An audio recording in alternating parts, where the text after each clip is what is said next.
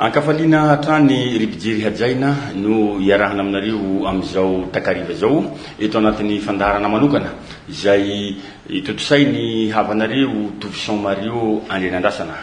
Araka ny natsidiko tamin'ny talata dia manambahinitsika amin'ity anio ty izay vahiny maro miavaka kely satria sady miresaka politika atsika no ny resaka fivavahana na ny resaka tsika hoe finoana ka dia vahintsika androany andriamatoa Rakotomanana Rodin antsoina hoe El Panazava.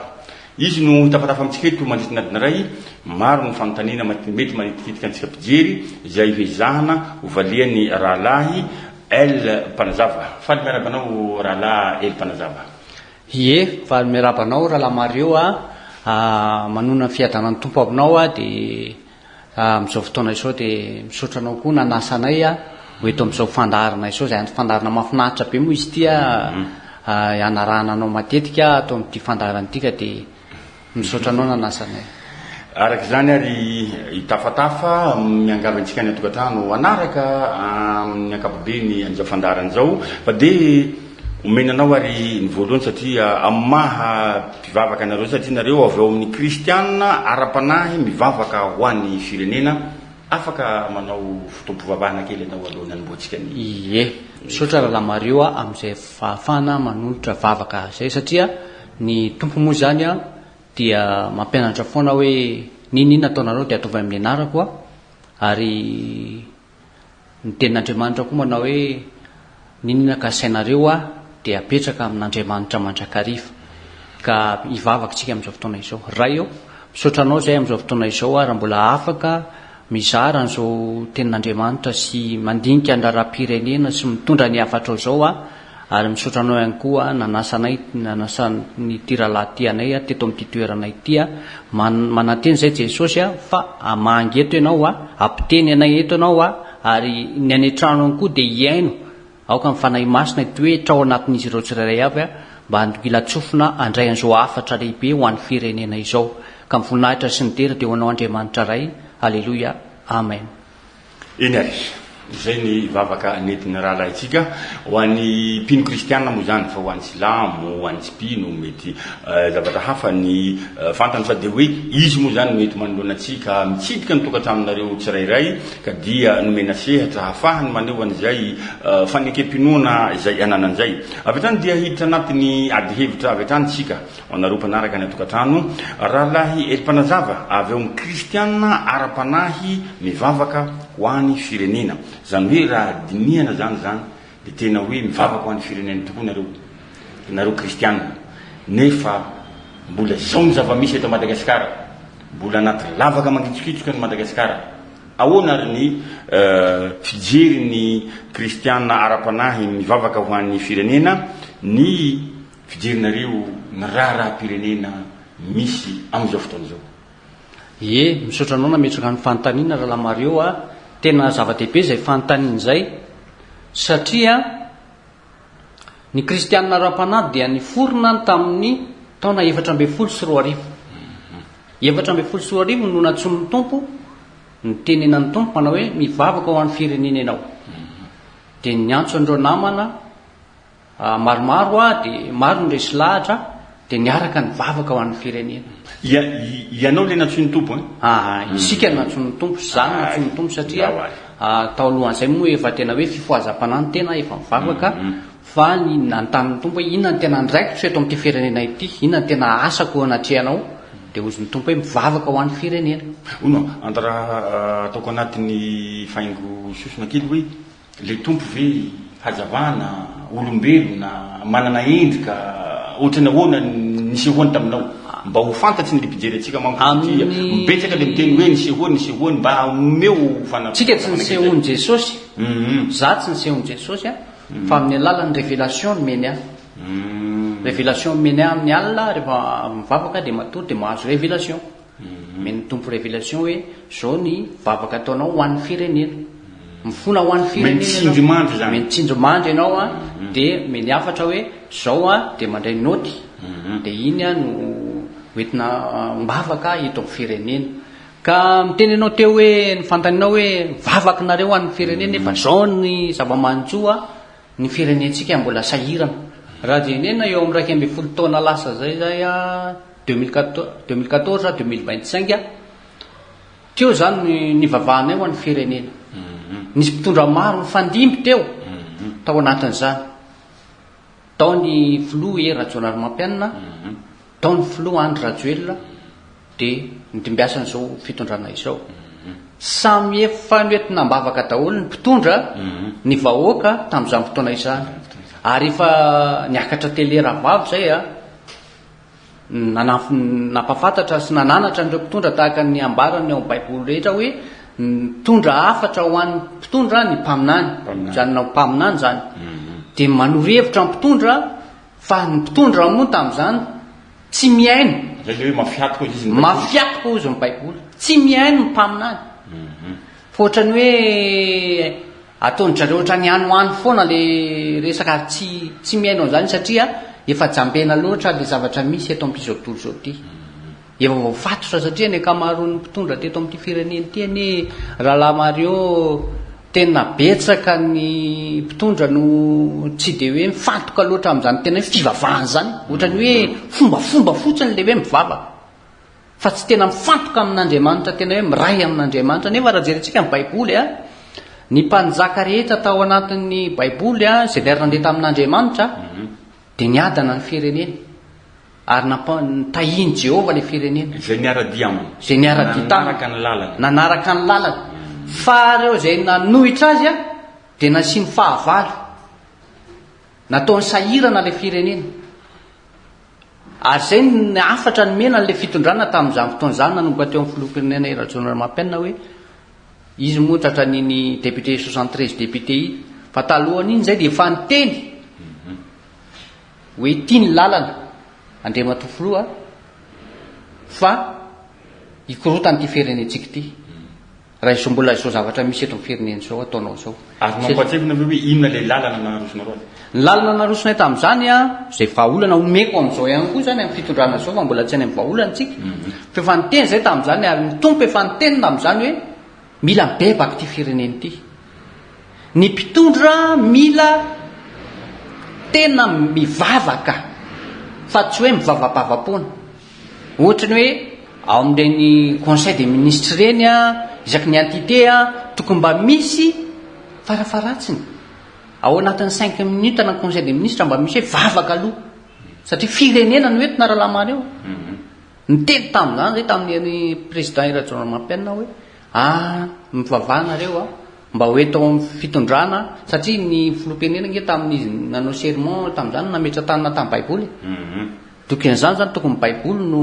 ifitoerana dia marina fa de hoe laïcité aza ny nanotaniko anao hoe vavaka 10 minutes laïque le fitondrana vavaka musulmane ve sa vavaky ny dadilahy ve sa vavaky ny kristianina araky ny baiboly ka le laïcité manko tsy miteny aminao hoe tsy mahazo mivavaka mahazo mivavaka ka fa izy ndray miteny hoe tsy mahazo mitsabaka amin'ny raha fanjakana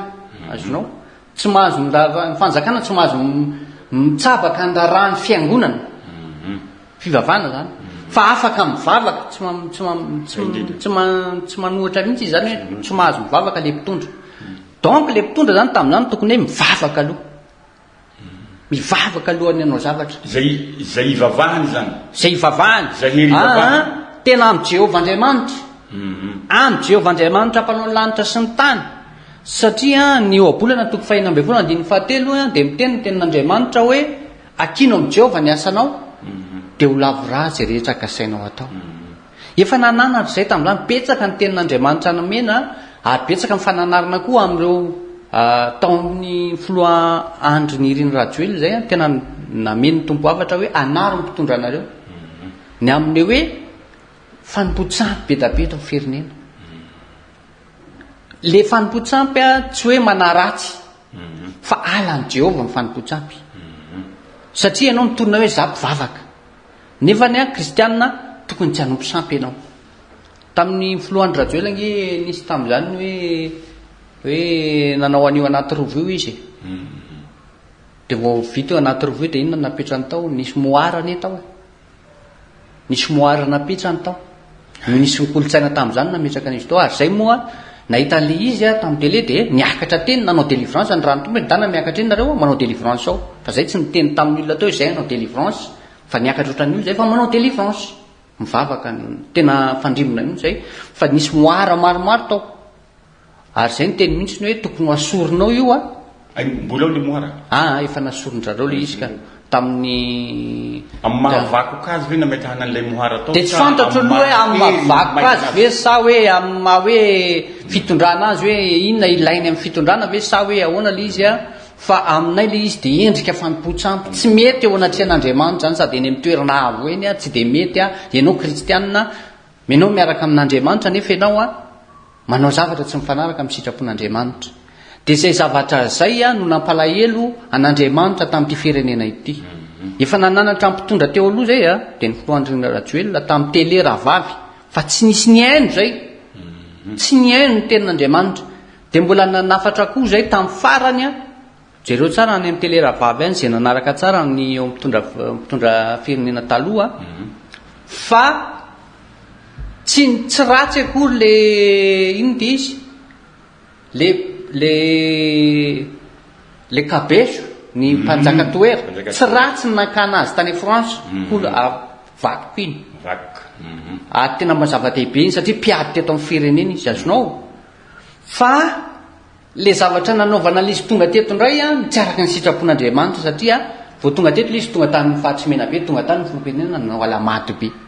fanohitra amin'ny fivavahana kristianina zany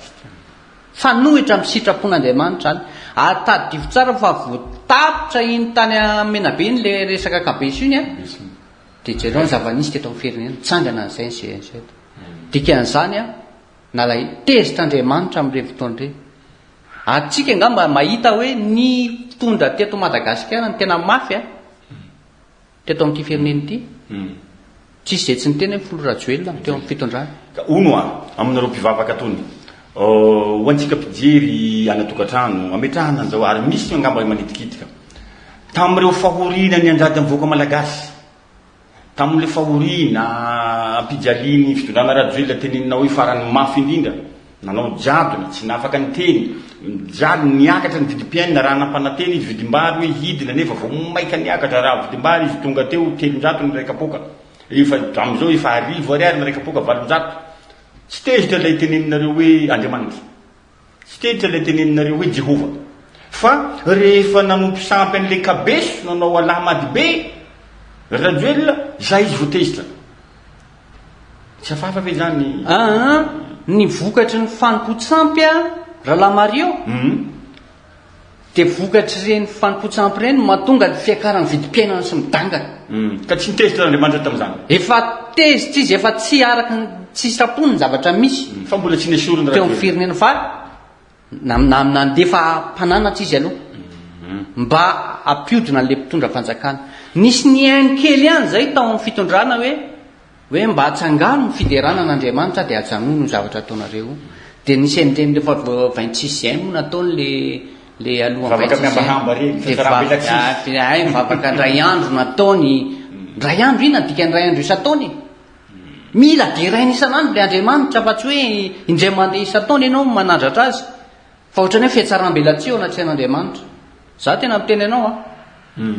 filoham-pirenena faran'izay mafy fa ty filoham-pirenena teo ty filoha Andriana Rajoelina fa jereo ny nanalan'Andriamanitra azy teo faran'izay maivana indrindra maivana indrindra ary marina ny ambarany Daniela 3:9 manao hoe izao ny tompon'ny fotoana sy ny andro izy izao no manaisotra mpanjaka ny firenena iray ary izao no manangana mpanjaka ny firenena iray tsisy dikany tamin'Andriamanitra ny nanala ny filoha Andry Rajoelina teo ary namety iza moa nanampo hoe ny filoha amin'ny fanavozana amin'izao colonel Mikael nyjanony hiakatra eo amin'ny fitondrana io fa hoy ny tenin'Andriamanitra hoe izany manangana mpanjaka ny firenena iray dia natsangany ny filoha fanavozana amin'izao fotoana izao nasoro ny filoham-pirenena teo aloha ary zay ny tokony ho sain'ny mpitondra amin'izao fotoana izao marina fa mpiandro ny filoha Mikael Andrianirina fa nefany a tokony mba hitodika kokoa amin'Andriamanitra amesehatra an'Andriamanitra kokoa teto amin'ny firenena zay dia manao antsoava ary maha hoe mpamina ny rahan'andriamanitra anay a dia manimpiteny foana zay hoe reny a nisy ny tolona natao teto amin'ny firenena rehefa mivoaka tamin'ny tolontsika dia nandresy fa ny zavatra nisy a inona ny ny enitsika teny Alikanja hirahira inona ny enitsika teny Alikanja trézme misy teny ratsy be mahampalahelo tokony hibebaka tsika voalohany no tokony hibebaka satria jeotsika eto tantarany zanak'Israely nandevozina 700 taona izy tao an-tany Ezipta rehefa nandevozina izy a dia nafahan'Andriamanitra tamin'ny alalan'i Mosesy tonga tao amin'ny ranomasina mena izy a ny anjehan'ny Ezipsiana dia aveo nisaran'Andriamanitra ny ranomasina mena niampita ny ranomasina mena amin'ny hita amin'ny tany maina ny zanak'Israely vao tafapita izy a inona ny nataony afaka izy zany fanafahana dia inona ny nataony ry Miriama sy ny namany nideran'Andriamanitra izy nanome voninahitra an'Andriamanitra teo amin'ilay firenena ary zay ny tena nampiavaka an'ireto zanak'Israely reto ka zay no natonga nagaga tamin'ilay hoe voazontsika ny fitondrana teo amin'ny 13 mai dia hira mampalahelo be an'Andriamanitra no nataontsika nisy fitoam-bavaka ny alahady nisy fitoam-bavaka fa 20 fitoam-bavaka fohy kely le fitoam-bavaka fa ny tena sitrapon'Andriamanitra dia mila fiderana anazy a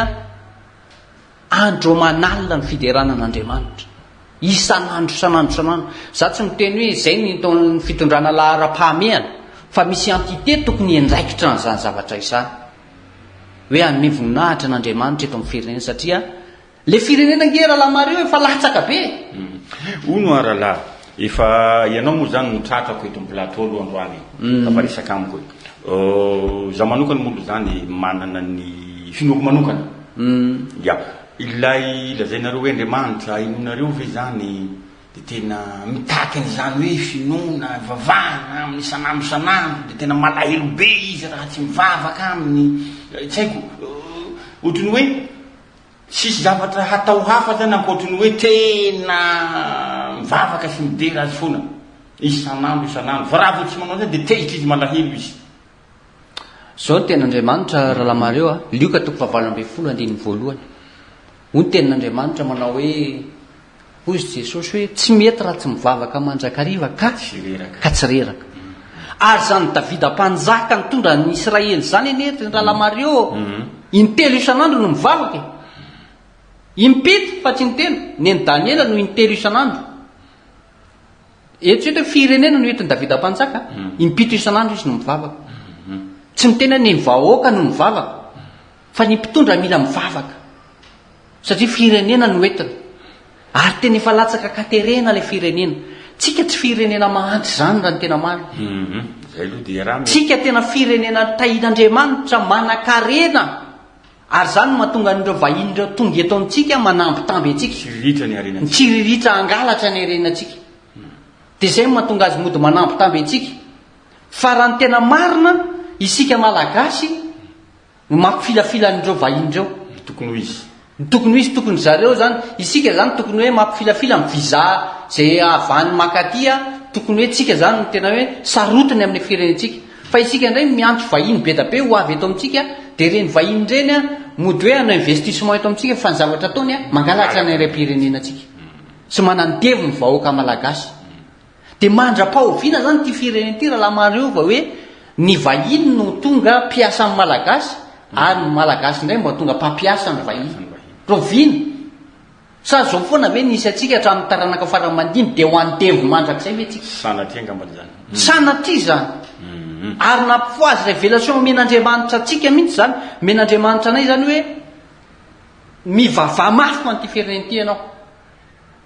fa tena efa potiky ty firenena ty ary tena aizina manarona ty firenena ty ary zay zany no mahatonga anay tena hoe tsy mitsahatra mandoahika mivavaka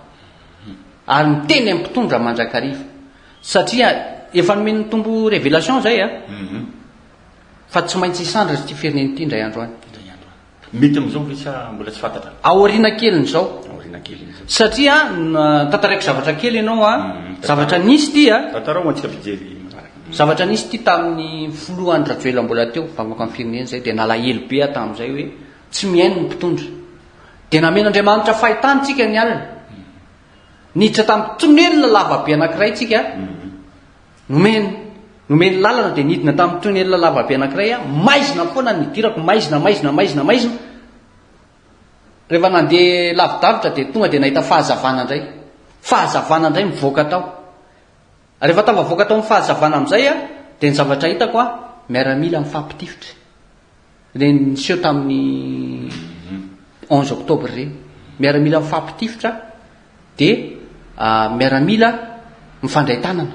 Zay ny hitako tao anatin'ilay fahitana. Zany hoe niaizina be zany nahazo an'ity firenena ity, ary zay le fahazavana zay efa mandroso ho any amin'ny fahazavana tsika izao. Fahazavana io entin'ny filoha Mikael Andrianirina io, lalina mankany amin'ny fahazavana sy fandresena io. Fa isika malagasy kosa nefany tokony tsy iondrika be loatra amin'ny resaka fidedavana sy ny fiainana, marina fa mafy ny fiainana, fa tokony mba mitsaka kely mijery lanitra aloha hoe mbola misy ve zao Andriamanitra zao, mbola misy Andriamanitra afaka monjy anao sy hamonjy an'ity firenena ity. Efa fahazavana nge zao lalana hitondrana antsika izao ary zao hoe fahoriana misy hoe tena hoe ato zao tsika ato tsika zao volana Desambra hiditra amin'ny maitsoahitra any amin'ny volana janvier niakatra daholo ny vidin'ny entana rehetrarehetra ao anatin'ity fety ity, hiakatra daholo ny vidin'ny entana rehetrarehetra. Aorian'izay tsika mbola tataovan'ny cyclone. Jereo tsara amin'ny azo atsika amin'izany tondradrano sy ny rivo-doza marina fa hoe tsy maintsy misy isa-taona zany fa azo fehezina zany amin'ny alalan'ny ara-panahy miaraka amin'Andriamanitra rehefa mivavaka ianao. Nisy mpanompon'Andriamanitra anankiray zay tao anaty baiboly Ezekia mpanjaka ao amin'ny Isaia 7:7. Isaia mpanjaka dia narary saky amaty. Dia hoy Andriamanitra tamin'ny Isaia mpaminany, mandana lazao Ezekia mpanjaka fa ho faty izy, fa lazao ny ankonana. Dia rehefa nahinao an'izany Ezekia mpanjaka dia nitomany sy mivavaka, nitaraina tamin'i Jehova, todika tamin'ny rindrina. Dia vao mivoaka Isaia mpaminany dia ozy Jehova hoe ozy Andriamanitra hoe tamin'ny Isaia mpaminany, ndana miverina fa efa mivavaka Ezekia mpanjaka. Noho izany le vavaka enon'Andriamanitra, na izay mivavaka ao amin'ny firenena hoe tena enon'Andriamanitra ary izy mame révélation foana, ary zay miezaka mampita amin'ny vahoaka malagasy foana, mampahery ny vahoaka malagasy hoe mbola misy ny fanantenana ho an'ity firenena ity. Fa tsika koa tsy hoe taranaka fara-mandimitsika dia ho antra velona ohatr'izao foana. Misy olona moa miteny eo amin'ny Facebook manao hoe maninona ary any natao malagasy. Zany mihitsy matetika. Dia mampalahelo nge zany raha mareo. Matoa ianao apetraka Andriamanitra eto amin'ity firenena ity nataony hoe malagasy dia misy ilavana ianao zay. Misy ilavana Andriamanitra anao zay. Ary tsy hoe ianao akory ny angaran'Andriamanitra tokony hoe natao vazaha ianao dia mba niandana tany an-dafy. Tsy zay, tsy hoe ianao akory ny angaran'Andriamanitra fa mbola ho avy ny andro zay fa ao anatin'ny fahazavantsika izao iposahany mazava eto amin'ity firenena ity sy amonjen'Andriamanitra anao sy ny ankonanao. Zany tsy hoe retirety zany raha mareo fa zavatra iainana isy zany, zavatra isy. Zao fitondrany zao efa nampisehon'Andriamanitra atsika ny zavatra isy. Rehefa avy eo moa dia hiteny révélation men'Andriamanitra ho an'ny foloa Mikael Andrianirina. Nisy révélation men'Andriamanitra anay moa le izy fa tsy nolazainy tamin'ny radio nisy fa zao nga amin'ny fotoana mety hiteny anazy fa rehefa avy eo teny ihany fa afaka mandrapatokany zay révélation arosonao rehefa farany ngambany mba hampatsiro tsara le zavandarantsika ho anareo mpijery any atokantrano any. Teny aminao rahalahy El Mpanazava hoe io filoha mpiandry izy mino tsika zany fa tena mivavaka foana izy, na dia manao ny raha-mpanjakana fa mivavaka izy zany araky tenentsika teo. Tsy ohatran'le mpitondra teo aloha milaza mpivavaka dia mody manao antsapanahy eny Mahamasina dia teny amin'ny tanondrika dia mody nefa ny atao ihany sampotsampona foana ny sasany. Fa ilay mpitondrantsika amin'izao fotoana zao ka io ve zany ilay tena napetraky n'ilay avondrindra ilay nampisy an'izao rehetra zao hoe anafaka ny Madagasikara io randrenirina Mikaela io araky lay révélation sy ny famonaniana azonao raha nomeny tompo atsika ny tompo moa zany mbola tsy nanome hoe izy ve ny tena hitondra amin'ny fahazavana eto amin'ny firenena sa ina fa lalana hitondran'Andriamanitra atsika fotsiny io a andehanana ny amin'ny fahazavana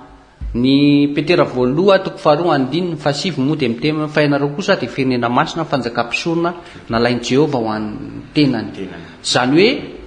le firenena masina sy fanjakam-pisorona zay hoeritreretina ho atsangana eto amin'ny firenena ho apetraka Andriamanitra eto amin'ny firenena satria zay no natonga an'le vavaka ao amin'ny firenena satria nangataka tamin'Andriamanitra zay hoe inona ny tena mahasoa amin'ny firenena mivavaka izay nangataka satria Andriamanitra moa rehefa miteny manao hoe ny amin'ny zavatra ho avy ny anontaniamo aho fa ny zanako sy ny asany tanako dia aoka didiko rery ihany dia mamaly amin'ny alalan'ny révélation izy amin'ny alalan'ny teniny foana izy dia ny firenena masina sy fanjakam-pisorona ho amin'ny Madagasikara izay ve zany mahatonga anareo misy mivoy sahady fa mitady hanala ny laïcité de l'État satria tianareo hoentina hoe atao fanjakam-pinoana fanjakana kristianisme ilay fitongana sa tsy zay le izy ny tena marina mantsy a ny laïcité ny fironona tamin'ny 14 octobre 1958 nomeny ny frantsay fa raha nijerentsika kely ny tantara tany alohan'izany a mbola tsy voazanaka tsika nisy tamin'ny fitondrany Ranavalona faharoa 1859 fa tsy nisy azany laïcité zany anie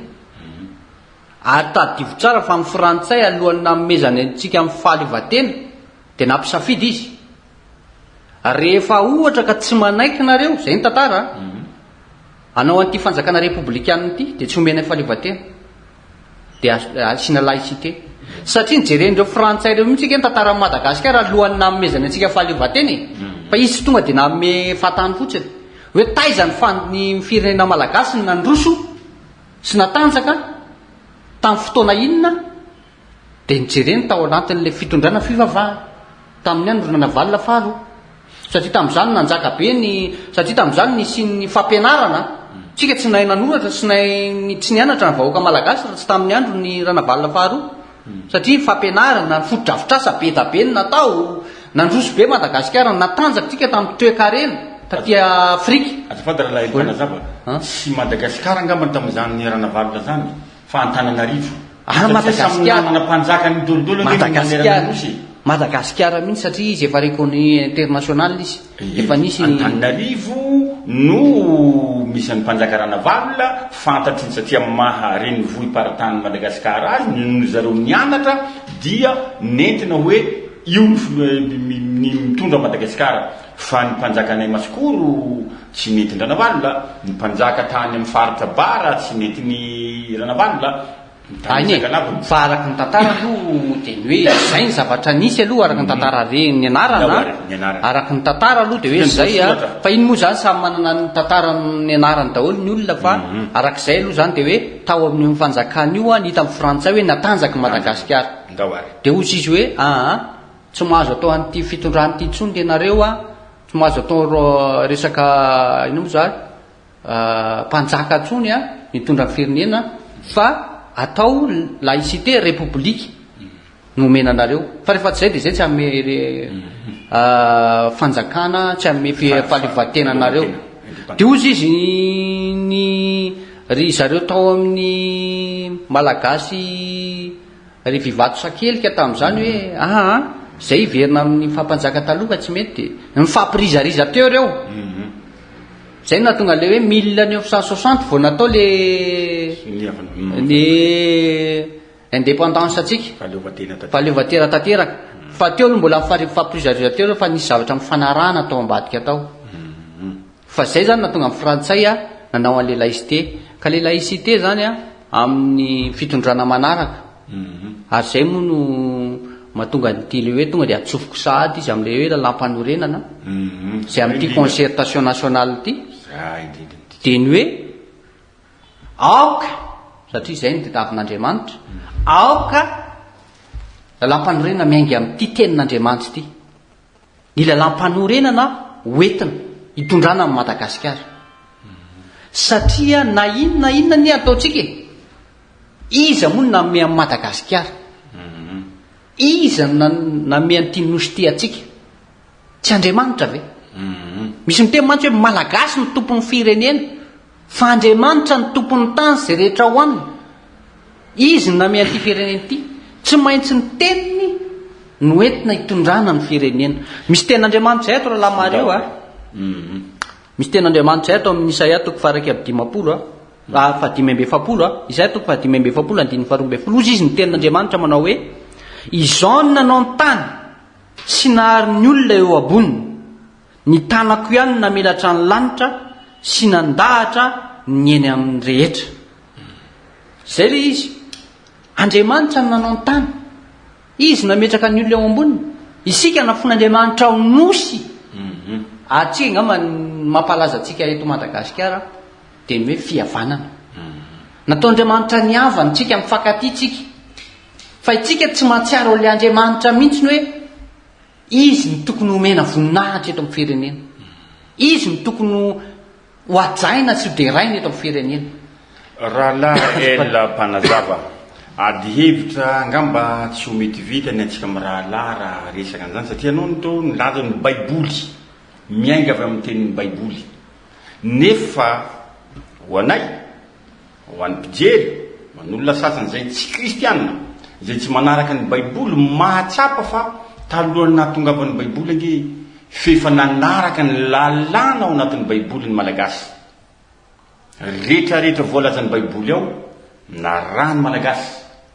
nyreo karazakanina fadina ao anatin'ny levitikosy ireo narahany malagasy tamin'ny fotoana aminy fa rehefa nentina teto ny baiboly nentina nandemety-tsaina ny malagasy ka nahafahana nanjanaka raha tsy nisy baiboly tonga teto nge tsy voazanaka ny malagasy nefa ianao dia mahasamilaza androany hoe raha tsy manaraka nyity ny lalam-panorenana voka eo sao dia hoe tsy voatery manaraka n'ilay baiboly fa manaraka n'ilay lalan'nympahana ilay mpahary zany hoe manaraka ilay fitsipoka mahitsy satria raha ilaza koa zany ny musulman hoe raha tsy manaraka n'ity coran ty ny lalam-panorenana mivoaka eo dia ilaza koa ry zareo mpanompo doany raha tsy manaraka ny tarany dadilahy ka miverina amin'ny fomba tsika gasy hoay zary ty firenentsika ty rahalahy el mpanazava ie marina be zany tenao zany fa tiako ambara aminao fotsiny dia ny hoe salamo toko efatra amin'ny roapolo andininy voaloha hoy ny ten'Andriamanitra hoe any Jehovah ny tany sy rehetra ho aminy efa nafarako teo tsara any Jehovah ny tany sy rehetra ho aminy hoy ny baiboly Jehova hoy ny baiboly fa ho an'ny gasy hafa koa ny andikany an'izay hoe Jehova anao zay hafa ny andikany any nisy an'ilay mpamorona ny tany nisy teny tolo zay manao hoe ahoana moa le teny tolo le hoe tsy ny loha samangina no jerena fa izy fa Andriamanitra tapony lozy noho izany tamin'izany nalalan'Andriamanitra ny tolo fa tsy nalala ny famonjena tsy nalala ny tenin'Andriamanitra ary zay natonga an'Andriamanitra naniraka andreo missionnaire tamin'ny 1818 teto amin'ity firenena ity missionnaire anankiroa dia ny Thomas Bevanna sy David Jones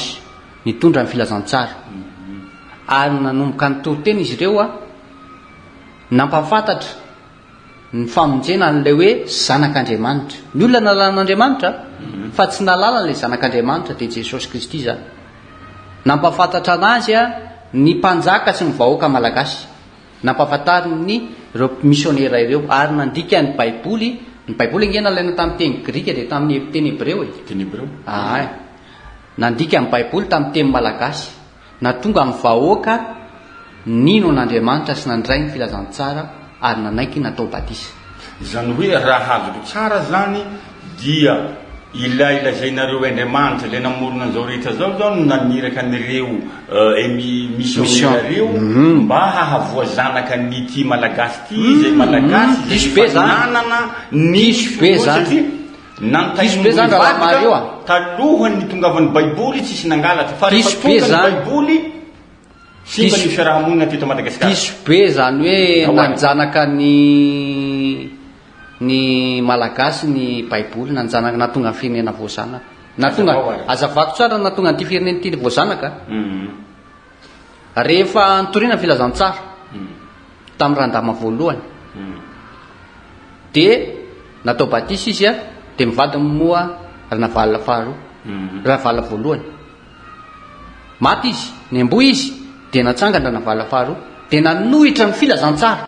nanohitra ny baiboly namono ny kristianina nisy zany rahasalama martio zany hoe maty teto am'ty fireneny ty zay modiny olona tsy fantsity zany fa nisy zany ka rehefa ny amboa ranavalina faharoa ranavalina voalohany ranavalina voalohany zany a no nanohitra ny baiboly voalohany nanohitra ny tenin'Andriamanitra fa nanangana natao hoe sampy nitondrana ny firenena de avy eo rehefa niala ranavalina voaloha de niditry radama faharoa zay tsy nieritreritra resaka fivavahana koa fa variana tamin'ny resaka rendrarendra nitondra ny olona mifoka sigara ny revirevy napiditra ny toka sy ny sigara teto amin'ny Madagasikara de rehefa ny amboa izy a de niditra indray ny mpanjaka rasoerina moa de tsy nalala ny resaka fivavahana zany tsy de niditra lalina tamin'izany a fa rehefa niala izy vao nanangana ny ranavalina faharoa ny Andriamanitra mpanao lanitra sy ny tany ho mpanjaka amin'ny Madagasikara nitondra ny filazantsara zany ny raha zay nalatsaky ireo martyra ny vonony ranavalina faharoa sy rahasalama martyra de niteny teo anatreha'Andriamanitra natonga n'Andriamanitra namangy amin'ny Madagasikara tamin'ny alala ny mpanjaka ranavalina faharoa zay nanangana ny fitondrana kristianina teto Madagasikara ka tiako hidirana kely am'le teninao teo hoe tsy ny hoavy koa ny silamo de teny hoe ny anay Coran hitondrana ny firenena hoavy ny doanista de teny hoe ny alamady be sy ny anina hitondrana ny firenena ozy ny tenin'Andriamanitra hoe ozy ny tenin'Andriamanitra raha lamareo hoe reny ozy izy Andriamanitra manamaso fa tsy mahita manatanana fa tsy mandray manana somorona fa tsy manom-bolo fa tsy tahaka izany le Andriamanitra mpanao lanitra sy ny tany zay nanamboatra antsika olombelona amin'ny fofinainantsika fa Andriamanitra velona ka hiditra kely aho am'le tenin'Andriamanitra le resantsika amin'ny rahalahy teo hoe le laïcité zay paranako angamba ny resaka laïcité ny tena teo hoe tobaiboly lalam-panorenana miaingy amin'ity ny tokony hivoaka amin'ny concertation nationale zay ny sitrapon'Andriamanitra na ho aizitsika na ho aiza nanao inona na ho ina rehefa tsy zay ny hivoaka eto amin'ity firenena ity de tsy androso zany Madagasikara na hivadika tany sy lanitra ary na hivadika ary ny tany sy lanitra na inona zavatra miseho eto tsy androso zany tsika ary zao ny zava-misy mbola etehitra amin'ireo vahin'ireo foana tsika raha mbola tsy izay zavatra misy eto fa rehefa tsy metehatra amin'Andriamanitra tsika de overitsika satria nisy fotoana ny filora joela tamin'izy mbola voapropagande tamin'ny apatsaivo kely ty tantara ty voapropagande teo amin'ny arena izy nanao an'ity afatsy ty hoe raha mbola metehatra amin'ny banque mondiale sy FMI sika ozy de tsy androso mihitsy ty Madagasikara ty 2030 na 40 na tonga azy ny teny tamin'iny a nisy mpanompon'Andriamanitra nanolotsaina azy hoe alohantsika miala amindreo fa aloha hitehatra amin'Andriamanitra le voalazan'ny Deutéronome 20:20 andininy fa 12 hoe ianao kosa ampisambotra fa tsy sambotra ampisambotra firenena fa tsy sambotra firenena ampisambo firenena ka zay no natonga azy ny teny an'iny hoe antsika tsy sambotra andreo foana ohatrany hoe hitehatra fa izy tsy niteny hoe hitehatra amin'Andriamanitra fa hoe antsika tsy hitehatra amin'ireo fotsiny sy tena avy amin'Andriamanitra ny tenin'iny ary zay mihitsy no nahatonga ny malagasy hifidy azy fa rehefa tonga teo amin'ny fitondrana izy a tsy fantatro zay nahazo azy aloha mivadika izy lasa le banque mondiale sy ny FMI indray a no lasa ohatrany nizainzay sondana ny fivavahana de zay mihitsy ny mila elany eto amin'ity firenena ity raha mareo inaraka n'ity baiboly ity baiboly kristianina manaraka lalam-panorena na ohatrany manakaikaiky ny katolika ve sa manakaikaiky ny protestanta ve sa manakaikaiky ny reto atao antsoina hoe fiangonana zandriny mba tsy tenenako hoe secte satria samy secte daholo ny akamaroan'ny fiangonana rehetrarehetra satria tsy namorona kristianina zany ilailazainareo hoe jesosy tamin'izy fotoana manana anarany hébreu manko izy fa tsy zay ny anarany fa nareo moa zany mametraka azy anatin'ny baiboly hoe jesosy izy tiako nytenenina aminao hoe raha tsy mifototra am'ty baiboly ty nefa ty baiboly ty nefany efa tsy ilay original efa tsy ilay tena baiboly hoe sahotaka be iny eto Madagasikara am'izao hoe angambany ho antsika mpijery ratokeliky fotsiny hoe raha misy ny zavatra karazana ohatrany hoe mandemy ny sainy malagasy am'izao fotoana zay ka mahatonga tsy vavaka de misy zavatra vitsivitsy na ny loka ny filokana na ny toka fisotroana toka na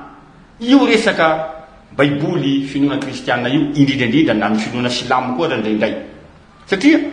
mifantoka am'le manantena ny hoe fitahina de tsy mieritreritra hiasa tsony fa rehefa mivavaka mandony ampahafolony manao rakitra manajany any de hoe tonga ny fitahina satria manaraka ny didiny de araky teneninao hoe handroso Madagasikara rehefa lalam-panorena na manaraka an'io fa raha ho an'ny gasy rehetra ho an'ny malagasy ho antsika mpijery atsapa hoe sao de mba ny fanitondrantsika an'ilay firenena ho terentsika hanaraka an'ilay finoatsika zay mitondra fotsiny no mahatonga an'io fa tsy apetratsika hoe bon samy mahazo manao araky tenentsika teo hoe ny laisy tenge tsy hoe manjaratsy mivavaky mahazo mivavaka zay vavahanao fa tsy ahindrahindra amy raha-panjakana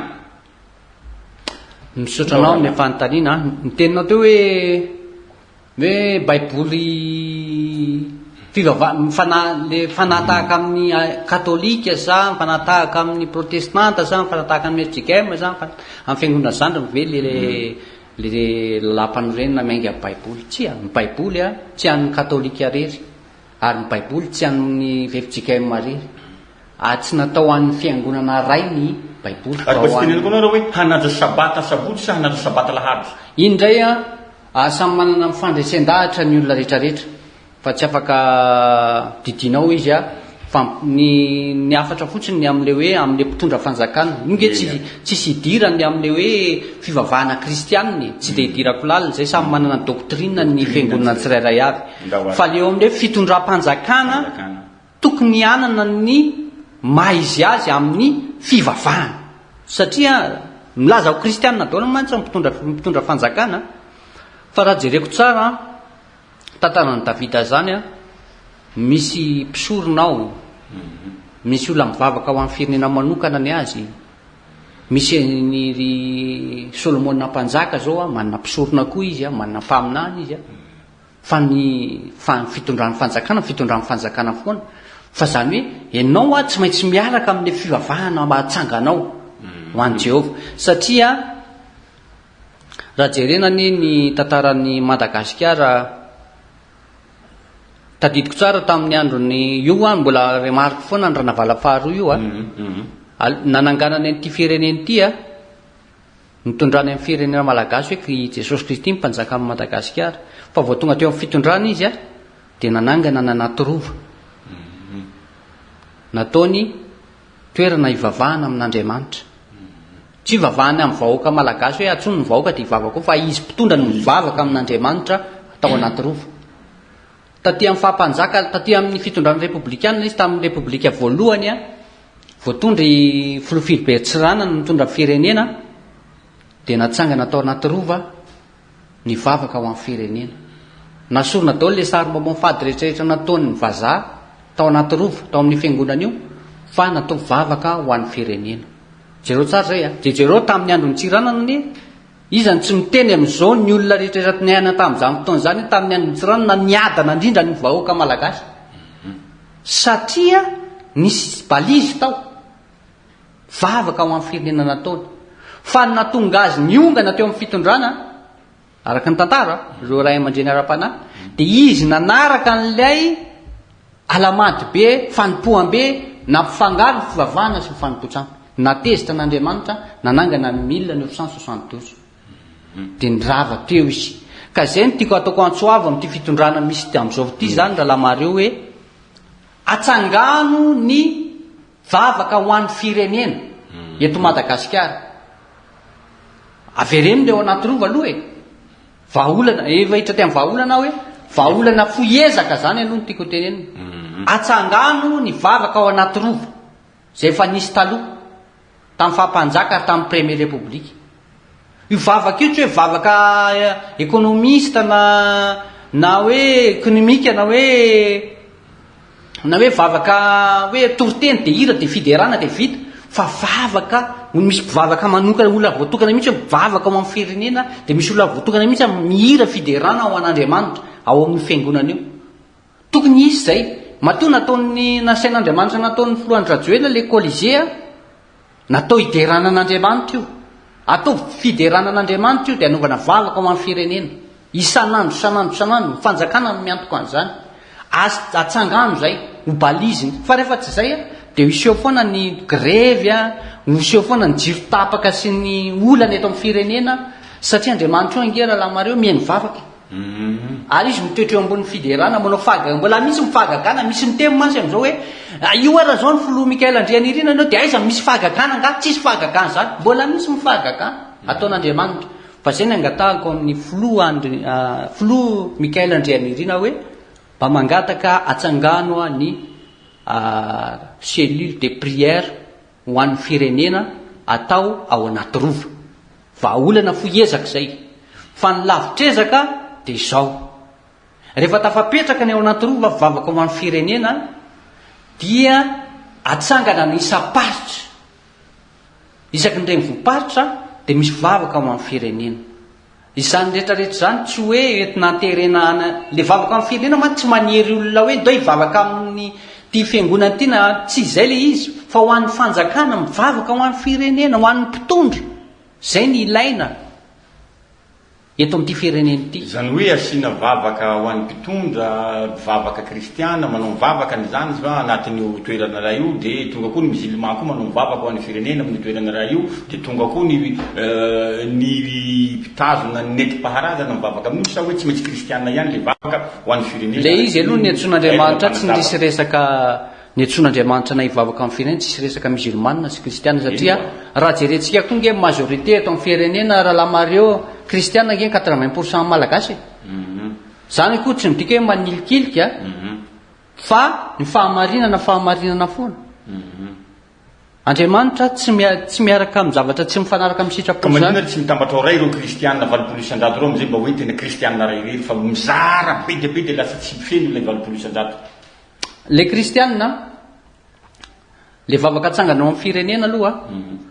tsy de hidiran'ny kristiana rehetrarehetra le izy fa ho an'ny mpitondra mihitsy. Ataon'ny mpitondra vaindohan-draharaha ho anazy. Fa ny resaka kristiana indray iny samy manana ny maresy lahatra azy. Lahatra azy amin'ny doctrine. Ay, hoe zao ny maresy lahatra ana de za ny kristiana nge tsy voatery hoe 80% na 85% le kristiana daholo, efa misy koa kristiana tena mivavaka, de misy kristiana sary bakoly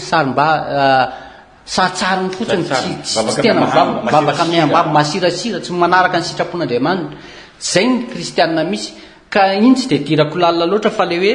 le bazin'le firenena mihitsy ny amin'ny hoe ny etsonanay ho an'ny firenena de hoe zay ny révélation men'Andriamanitra anay hoe atsangano ny temple de prière, ny temple de louange, zany hoe atao amin'ny ilany vavaka, atao amin'ny ilany fiderana. Misy toerana zay ao anaty rova ao namboariny Floandry Rajoelina taloha izy io, navozina de nasiany an'le hoe famakiam-boky any amin'ny farany ambony any. Iny afaka sorona reo famakiam-boky reo de atao temple de prière ho an'ny mpisorona, asiana mpisorona mpivavaka ho an'ny firenena, ho an'ny vahoaka malagasy sy ho an'ny mpitondra ao amin'ny zany hoe karaha mainy fanjakana manokana zany reo olona reo araky atsitsapo io atsitsapo satria ny fanompona tsy karamaina fa atsitrapo fa eo amin'ny resaka hoe besoin kely ohatra ny hoe savony eo amin'ny dité sy sakafo kely hoaniny angamba mety hoe to amin'ny fanjakana, fa raha hoe karamaina hivavaka tsy satria io mantsy io le vavaka atao amin'ny firenena ao anaty rova io dia ny fanjakana no manohana azy, ary io de andraisan'ny fiangonana anjara rehetrarehetra zany hoe manao appel ny fanjakana hoe zay vonina hivavaka ao amin'ny firenena ny fiangonana dia atsoina zay mazoto a dia alaminao le izy a dia zany hoe misy vavaka mpisorona ohatrany hoe 420 lahy izy mivavaka indray andro a dia misy fiangonana hafa indray raha pitso miakatra dia miala indray ireo a dia mivavaka indray izy a ho an'ny firenena zany hoe mandray anjara daholo ny fiangonana rehetrarehetra dia ohatray koa le bidera ny choral ny louange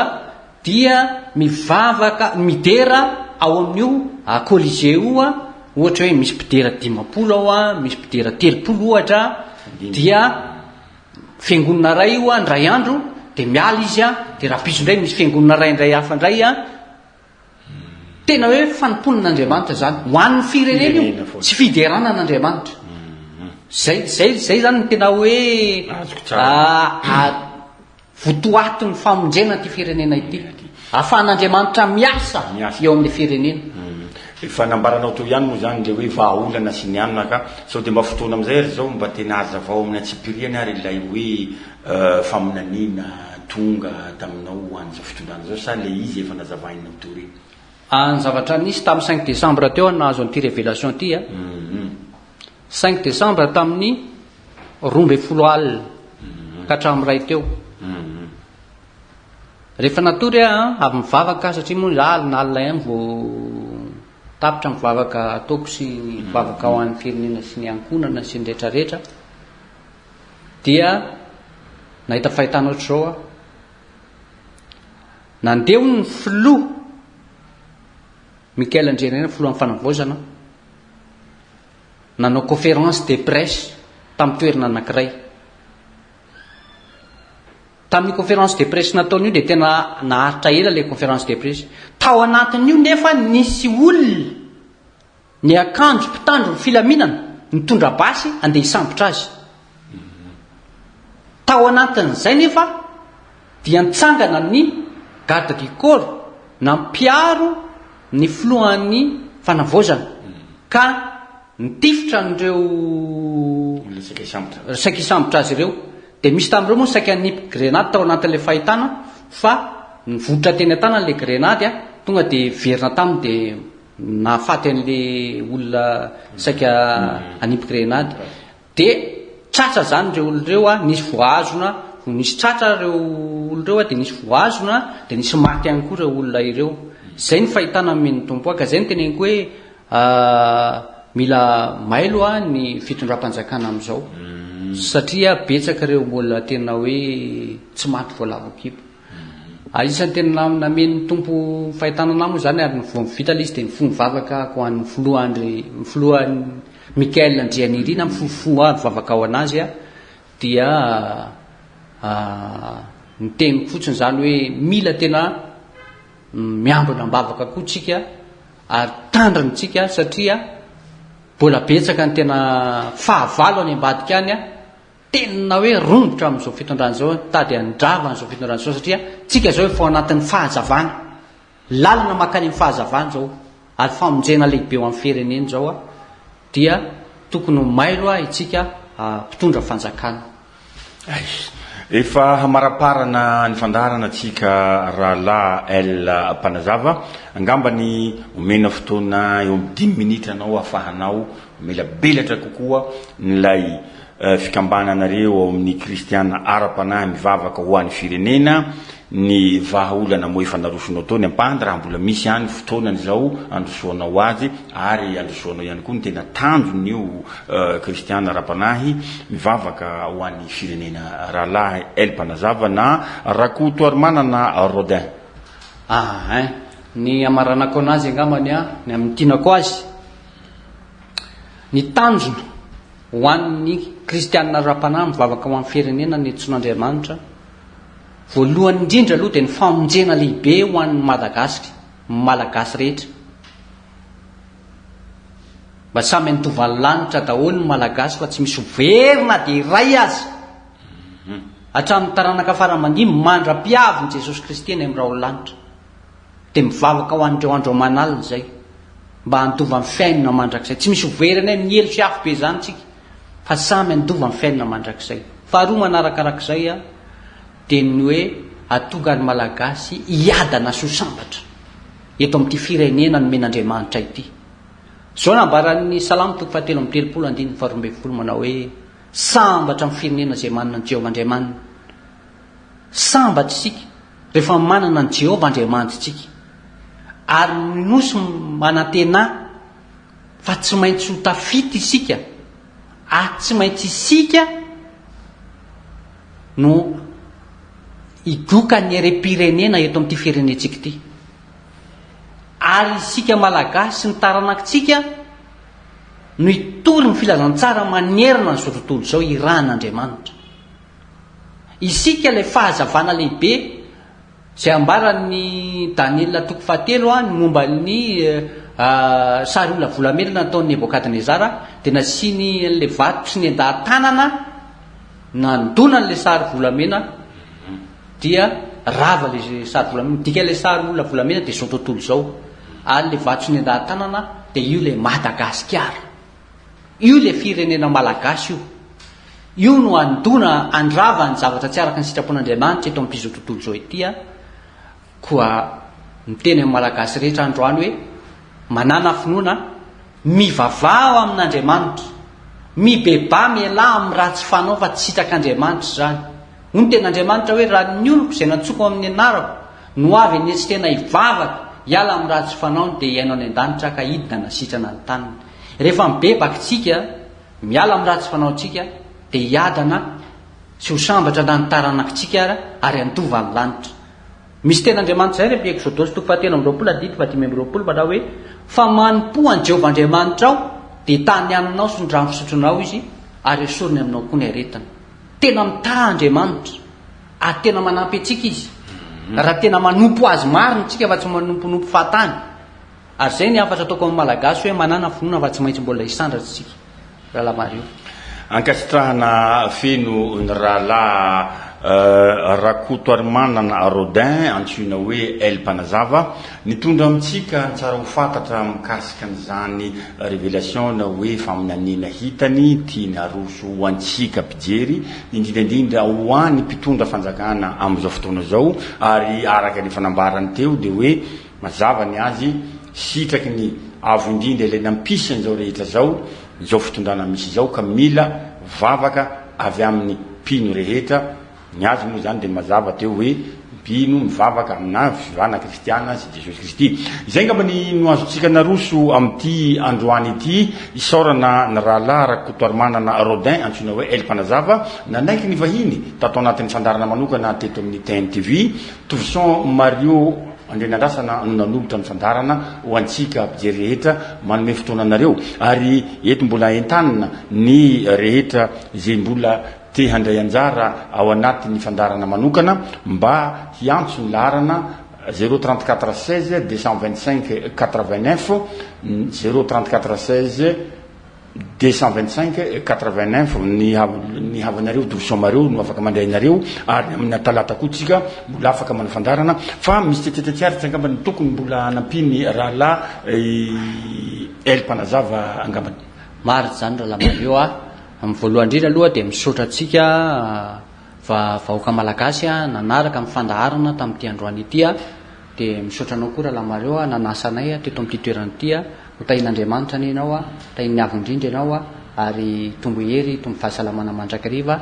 Dia izy ity moa natombotsika tamin'ny vavaka dia ho farana antsika amin'ny vavaka isaorantsika n'Andriamanitra tamin'izay fandaharana fo izay hivavakatsika amin'izao fotoana izao.